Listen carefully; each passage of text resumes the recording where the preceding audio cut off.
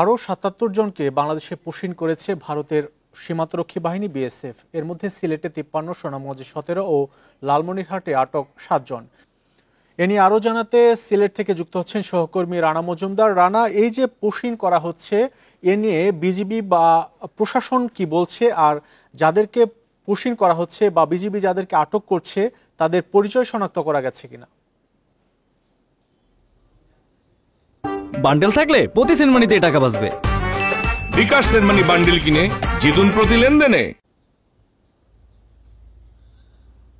দেখুন, আসলে গতকালকে মধ্যরাত থেকে আজকে ভোর পর্যন্ত সিলেটের জৈন্তাপুর উপজেলার মিনাপটিলা, পাশাপাশি শ্রীপুর সীমান্ত এবং কোম্পানিগঞ্জ উপজেলার কালাইরাগ যে সীমান্ত রয়েছে সেই সীমান্ত, এর বাইরেও হচ্ছে সুনামগঞ্জের ছাতক উপজেলার একটি সীমান্ত এলাকা দিয়ে মোট ৭০ জনকে কিন্তু বিএসএফ তারা পুশিন করেছিল।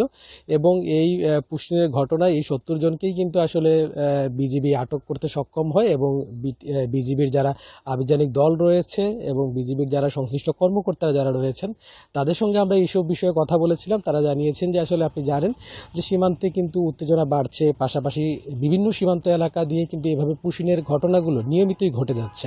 এর আগেও কিন্তু গত ২৮ মে কিন্তু এরকম পুশিনের ঘটনা ঘটে সিলেটের বিয়ানীবাজার সীমান্ত এলাকা দিয়ে। পাশাপাশি গত ২৪ মে সেদিনও আসলে মূলত সিলেটের কানাইঘাট সীমান্ত দিয়েও কিন্তু ২১ জনের পুশিনের ঘটনা ঘটে। তো এসব ঘটনার পরিপ্রেক্ষিতে কিন্তু বিজিবি সীমান্তবর্তী যে এলাকাগুলো রয়েছে সেদিকে কিন্তু তারা তাদের টহল বৃদ্ধি করেছে, পাশাপাশি আভিযানিক যে অন্যান্য কার্যক্রমগুলো রয়েছে সেগুলোও কিন্তু বিজিবি বহাল রেখেছে। এবং বিজিবি আমাদেরকে জানিয়েছে যে এই ধরনের পুশিন প্রতিরোধ করতে কিংবা ঠেকাতে যারা সীমান্তবর্তী উপজেলার যেই মানুষজন রয়েছেন তাদেরকেও আসলে সচেতন করা হচ্ছে এবং জনগণকে সাথে নিয়েই কিন্তু আসলে এটি প্রতিহত করার চেষ্টা করা হচ্ছে।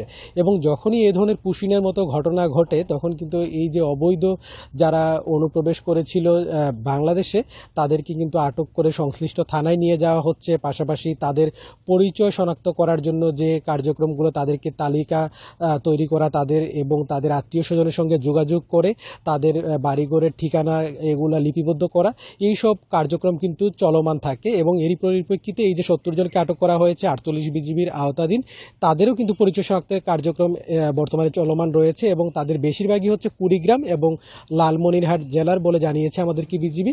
এবং তাদেরকে আসলে পরবর্তী যে আইনি ব্যবস্থা রয়েছে সেটি করার কার্যক্রম এই মুহূর্তে চলমান রয়েছে।